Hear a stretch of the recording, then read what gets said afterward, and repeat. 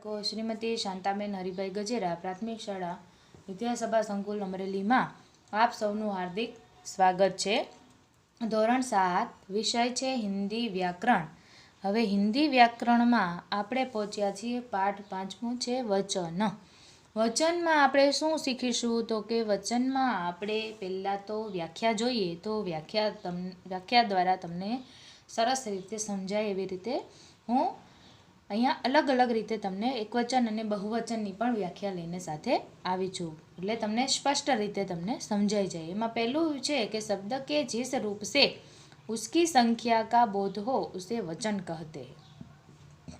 तो कि शब्दनो जे रूप छे जे संख्या छे एना बोध एना महत्व द्वारा तमने वचन एने कहवाय छे। शब्द के जिस रूप से एक ही प्राणी या पदार्थ का बोध यानी कि ज्ञान हो उसे एक वचन कहते हैं। जैसे कि लड़का, दरवाजा, लड़की और नदी। ऐसे हम एक वचन द्वारा ज्ञान यानी कि बोध हमें मिलता है। बहुवचन क्या है तो शब्द के जिस रूप से एक से अधिक प्राणियों या पदार्थों का बोध हो उसे बहुवचन कहते हैं। जैसे कि लड़के, दरवाजे, लड़कियां और नदियाँ। एक से एक थी वधारे वस्तु, एक थी वधारे व्यक्तिओ, एक थी वधारे नदीओ एने आपणे बहुवचनना रूपमां आपणे समजी सकीए छीए। एना पछीनुं छे तो एमां एक वचन अने बहुवचननो कोष्टक तमारा माटे हूँ लईने आवी छुं। पहेलुं छे लड़का दौड़ता है तो लड़कानुं जे बहुवचन छे शुं थशे तो के लड़के। तो के लड़के दौड़ते हैं। दरवाजा खुलता है, दरवाजा एक वचन छे। बहुवचन करवुं होय तो केवी रीते थशे तो के दरवाजे खुलते हैं। लड़की गाती है तो लड़की नु बहुवचन थशे लड़कियां, केम के एक लड़की और एक से ज्यादा हो तो उसको लड़कियां कहते हैं। तो लड़कियां गाती है। नदी बहती है तो एक से ज्यादा नदी बहती है तो उसको क्या कहते हैं बहुवचन में तो नदियां बहती है। इसके द्वारा मैंने यहाँ डिटेल में आपको समझाने के लिए यहाँ कुछ पैराग्राफ लिखा है। अ विभाग में लड़का शब्द से एक ही लड़का यानी एक ज अ विभाग यानी एक वचन। तो एक वचन द्वारा आपणे जे आवे छे लड़का तो एनु एक वचन पण ए लड़का ज थशे। एवी ज रीते छे दरवाजा। दरवाजा शब्द से एक ही दरवाजा होता है। एक वचन नो एक वचन ज थशे दरवाजा तो एनो एक वचन दरवाजा ही ज होगा। लड़की शब्द से एक ही लड़की और नदी शब्द से एक ही नदी यह बोध होता है। इसीलिए अ विभाग के ये रेखांकित शब्द एक वचन में है, जैसे मैंने कोष्टक द्वारा आपको समझाया। ब विभाग के रेखांकित शब्द लड़के, दरवाजे, लड़कियां तथा नदियां। एक से अधिक लड़को, एक से अधिक એટલે કે એક થી વધારે હોય તો ત્યાં આપણે बहुवचन थी जाए छे એટલે लड़को, दरवाजो, लड़कियों और नदियाँ को सूचित करते हैं। इसीलिए ब विभाग के ये रेखांकित शब्द बहुवचन हमें दर्शाते हैं। शब्दों का बहुवचन बनाने के सामान्य नियम। अब इसमें भी नियम है, ऐसे ही हम कुछ भी लिख नहीं सकते हैं, पर हमें अच्छी तरह से नियम भी समझना चाहिए। तो उसमें पहला है पुल्लिंग शब्द। पुल्लिंग शब्द क्या तो हमने आगे भी पढ़ा आकारांत, इकारांत वैसा, पर यहाँ कुछ थोड़ा अलग है। आकारांत पुल्लिंग शब्दों का बहुवचन बनाते समय अंत का आ स्वर यानी कि ए में बदल जाता है। आ में आ जो स्वर है उसका क्या हो जाता है ए, वैसा बदल जाता है। जैसे कि लड़का तो लड़के तो ए का उच्चार होता है यहाँ पर, आ का ए हो जाता है, छेल्ले आ का ए हो जाता है। लड़का तो पाछळ ज्यारे आकारांतनो उच्चार थाय छे तो ए आकारांतना उच्चारमां आनी जग्याए एकारांतनो उच्चार करवानो होय छे। जेम के कुत्ता तो कुत्ते, कपड़ा तो कपड़े आदि जैसे शब्द द्वारा हमें आकारांत से एकारांत में बदलना पड़ता है। संबंध हो यानी कि होदा और उपनाम दर्शाने वाले शब्द आकारांत होते हुए भी उनका बहुवचन नहीं होता, जैसे पिता, राजा और निराला। तो वैसे ही दूसरा है जिन पुल्लिंग शब्दों के अंत में अ, ई, उ स्वर जाते हैं वे शब्द एक वचन और बहुवचन में समान रहते हैं। जैसे कि घर, मित्र, पेड़ तो छेल्ले अ का ही ई का ही और ई ऊ और ऊ का ही उच्चार और आकारांत होता है। कपी, हाथी, पक्षी, आदमी, पशु, तरु, गुरु, डाकू, भालू आदि जैसे। दूसरा देखते हैं स्त्रीलिंग शब्द। स्त्रीलिंग शब्द में क्या है? अकारांत स्त्रीलिंग शब्द का बहुवचन बनाते समय अंत के अ स्वर को अम में बदल दिया जाता है।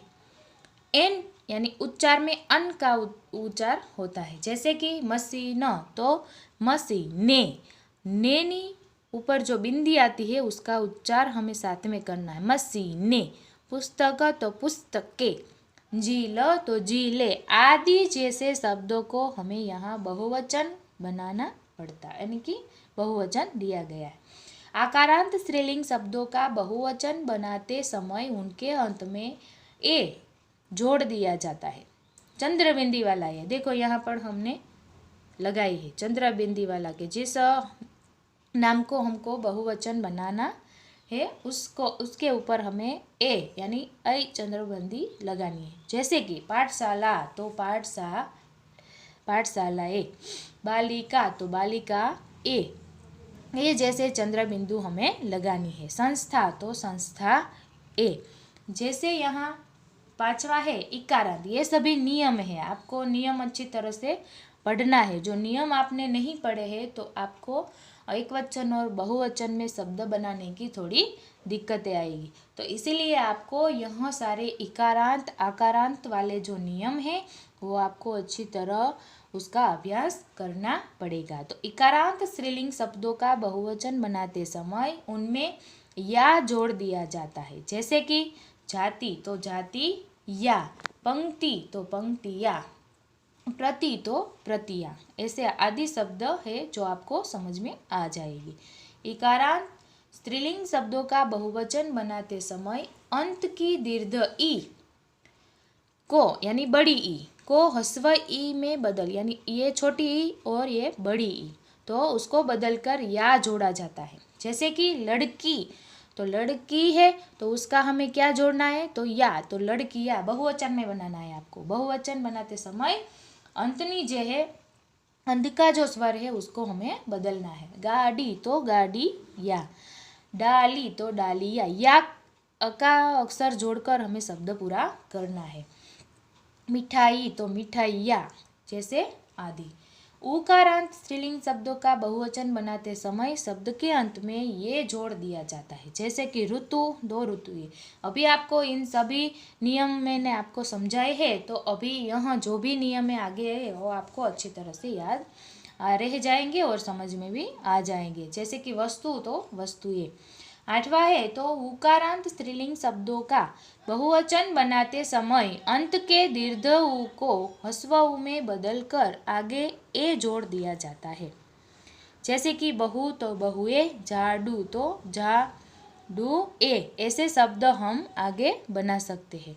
वचन के बारे में जानने योग्य कुछ बातें। घणी बधी एवी वातो छे कि तमे वचन द्वारा तमे समझावी सको छो। आदर या सम्मान व्यक्त करना हो तो एक व्यक्ति के लिए भी बहुवचन का प्रयोग होता है। जैसे कि गांधी जी का जन्म गुजरात में हुआ था। તમારે કોઈ વ્યક્તિ છે, મહાન વ્યક્તિ છે, એને સન્માન માટે પણ તમારે બહુવચનથી તમારે એનો પ્રયોગ કરી અને વાક્ય બનાવો અથવા તો તમારે એના વિશે વાત કરવી હોય તો તમે આવી રીતે કરી શકો છો। તો ગાંધીજી છે એનો જન્મ ગુજરાતમાં થયો હતો। वे हमारे देश के महान नेता थे। तो આપણે बहुवचन द्वारा એને કહી શકીએ છીએ। कुछ शब्दों का प्रयोग हमेशा बहुवचन में ही होता है। जैसे कि घણા એવા શબ્દો છે કે જેનો અર્થ છે બહુવચનમાં થાય છે। કેવી રીતે? તો કે પ્રાણ, હસ્તાક્ષર, દર્શન, હોશ और आंसू, આ બધા बहुवचनના शब्दों છે। कुछ शब्दों का प्रयोग एक वचन में ही होता है। जैसे कि पानी, आकाश, वर्षा, सत्य, जनता, धरती, भाग्य और मृत्यु आदि जैसे शब्द है जो एक वचन द्वारा हमें समझ में आ जाएगी। धातुओं का नाम सूचित करने वाली संज्ञाओं का प्रयोग हमेशा एक वचन में होता है।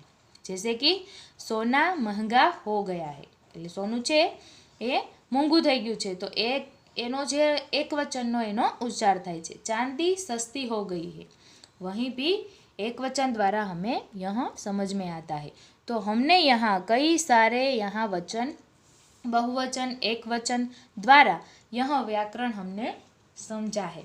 तो आपको यहाँ सभी जो भी स्लाइड मैंने आपको यहाँ आपके सामने रखी है उसका आपको बुक में लिखना है और उसका सही तरह से अभ्यास करना है, और जो शब्द एक वचन और बहुवचन है उसका अभ्यास करके याद भी रखना है कि जब हम मिलेंगे तब मैं आपको पूछूंगी कि एक वचन शब्द का बहुवचन क्या होता है, तो आपको अच्छी तरह से याद होना चाहिए।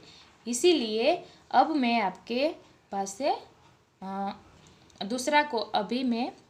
दूसरा भी कोई ऐसा व्याकरण भी लेकर आऊँगी जो हमारे कोर्स में आएगा, तो आपको उसको पढ़ना है और अभ्यास करना है। तो अभी के लिए धन्यवाद।